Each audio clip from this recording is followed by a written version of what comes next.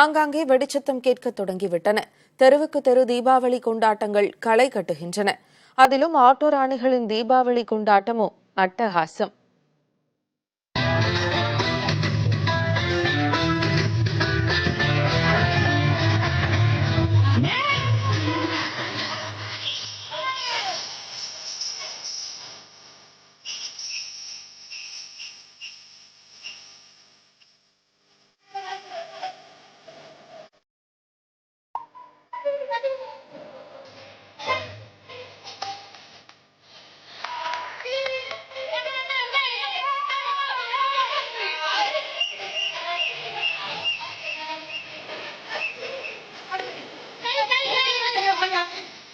வீர பெண்கள் ஆட்டோ ஓட்டுநர் சங்கம் பேரை கேட்டாலே சும்மா அதிர்தல. இவர்களது தீபாவளி கொண்டாட்டமும் சென்னை அயனாவரத்தை அதிர வைத்தது.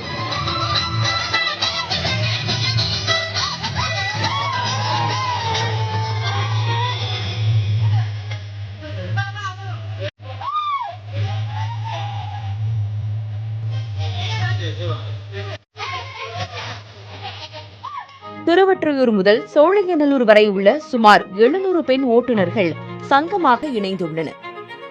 அவர்களில் 100க்கும் மேற்பட்டோர் ஒன்று திரண்டு தீபாவளியையும் ஆயுத பூஜையையும் ஒரு சேர கொண்டாடினர். இவர்களது கொண்டாட்டங்களுக்கு பின்னால் அத்தனை சோகங்களும் உள்ளன. கணவனால் கைவிடப்பட்டவர்கள், கணவனை இழந்தவர்கள் குடும்ப பாரத்தை தனிநபராய் சுமக்கின்றனர். நான் வீட்டு வேலை ஃபஸ்ட்டு இதுக்கு முன்னாடி செஞ்சுருந்தேன். நம்ம எல்லாருக்கிட்டையும் போய் வேலை செஞ்சு கை கட்டி நிற்கிறத விட நம்மளா ஒரு தொழிலை ஆரம்பிக்கணும். அதுக்கு வேறு எந்த தொழிலும் எனக்கு தெரியாதுங்க. ஆட்டோ ஓட்டலாம், வண்டி ஓட்டலாம் அப்படின்ற ஒரு காரணத்துக்காக நான் இந்த தொழிலை எனக்கு எடுத்துனே இது ரொம்ப நான் லைக் பண்ணுறேன். எனக்கு ரொம்ப பிடிச்சிருக்கு இந்த தொழில். அடுப்பில் அரிசி வச்சுட்டு போனால் கூட ஒரு சவாரி பார்த்துட்டு கடன்னு சமையல் செய்யலாம்.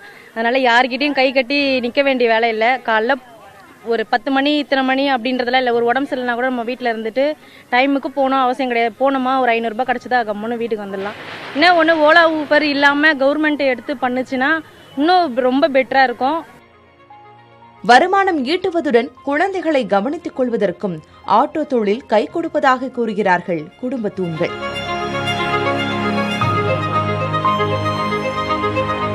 ஏன் ஒருத்தன் போய் கை கட்டி வேலை செய்யணும்? ஒருத்தட்ட கை கட்டி வேலை செய்யவே கூடாது, புரியுதுங்களா? நம்ம வேலை இன்னைக்கு எடுத்து உடம்பு சரியில்லைனா கூட வண்டி எடுத்தோமா போனோமா 100 ரூபாய் சம்பாதிச்சுட்டு வந்தோமா, குழந்தைங்க ஒலைய வச்சு சோறை போட்டோமா. இதுக்கு தான் இந்த தொழிலை நாங்கள் ரஜினிகாந்த் லைக் பண்ணி இந்த தொழிலை நாங்கள் ஆட்டோ சேவை நாங்கள் தேர்ந்தெடுத்திருக்கோம். எங்களுக்கு ரொம்ப பிடிச்சது.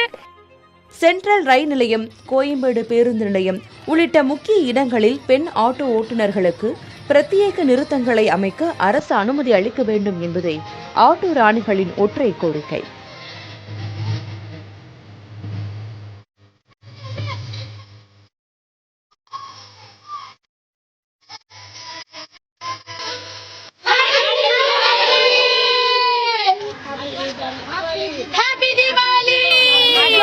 இந்த நன்னாளில் இவர்களது கோரிக்கையையும் அரசாங்கம் ஏற்க வேண்டும். புதிய தலைமுறைக்காக ஒளிப்பதிவாளர் ஜோஸ்வாவுடன் செய்தியாளர் பாலவெற்றிவேலு.